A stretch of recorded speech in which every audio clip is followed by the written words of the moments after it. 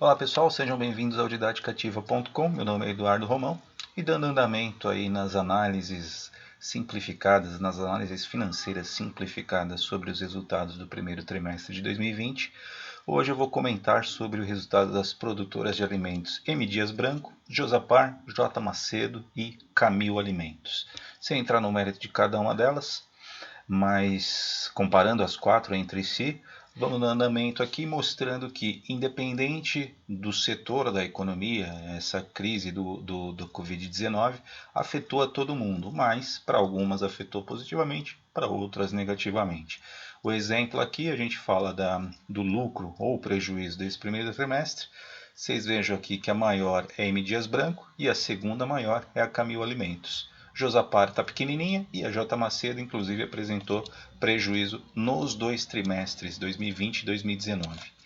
Na sequência, a gente mostra aqui o EBITDA e aí a força tanto de M. Dias Branco quanto de Camil Alimentos, principalmente de M. Dias Branco, onde quase mais do que dobrou o EBITDA de março de 2020 em relação a 2019, e o da Camil Alimentos manteve na crescente. Terceiro fica aqui a J. Macedo e por último o Josapar.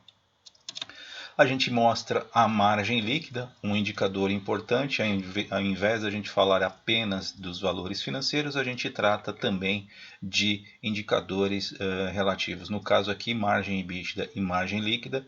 Margem EBITDA e margem líquida é sempre o EBITDA e o lucro líquido comparado com a receita operacional líquida desses trimestres. E aí, mais uma vez, e aí é interessante a gente comparar as duas, porque em relação a valores, M. Dias Branco tem um valor maior de lucro, um valor até um pouco menor de EBITDA, e a gente vê aqui como que fica essa comparação. A margem EBITDA da Camil Alimentos é maior do que a M. Dias Branco, por outro lado, a margem líquida da M. Dias Branco é maior do que a da Camil Alimentos. A gente, quando mostra esses números e quando coloca empresas uma do lado da outra, fica mais fácil da gente visualizar tamanho e eficiência. Dando andamento, agora a gente mostra o fluxo de caixa separado entre os três segmentos, as três linhas do fluxo de caixa.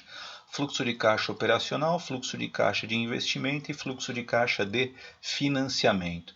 Só para esclarecer, fluxo de caixa operacional, compra e venda, tudo aquilo que está vinculado à operação normal da companhia. Os investimentos normalmente são vinculados a aumento da capacidade produtiva, seja a aquisição de máquinas e equipamentos, mas principalmente itens do ativo permanente. Espera-se que com esses investimentos a empresa consiga, mantenha e até cresça receitas e vendas futuras. E por último, o fluxo de caixa de financiamentos. Financiamento aqui, duas leituras. Se positivo, significa que a empresa está captando dívida, se negativo, significa que a empresa está pagando dívida. E também nessa linha aqui de fluxo de caixa de financiamento estão os dividendos pagos aos acionistas. Então, como a gente está falando sempre de líquido aqui, por exemplo, o M. Dias Branco, apesar de positivo, está captando mais dívida, ela pode também aqui ter pagamento de dividendo. A gente não entra muito nessa seara nesse momento, porque afinal de contas aqui é um overview da situação das quatro companhias e como elas se comparam.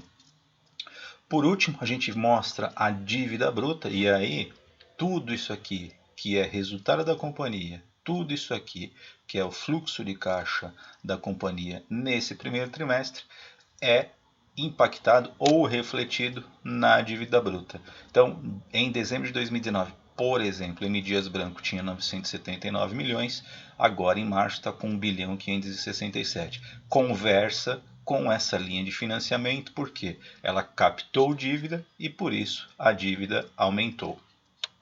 E a gente poderia fazer o mesmo raciocínio com a Camil Alimentos. Ela pagou mais dívida do que recebeu, por isso que a dívida bruta dela diminuiu 400 milhões. Aqui, na verdade, são dois efeitos, e como a gente está falando de fluxo de financiamento e dentro do financiamento pode ter também outros elementos, a gente nunca vai ser exatamente o valor do pagamento em relação à variação, porque além do pagamento, além da captação, existe também a atualização financeira, os juros sobre essa dívida que não estão refletidos nesse fluxo de caixa.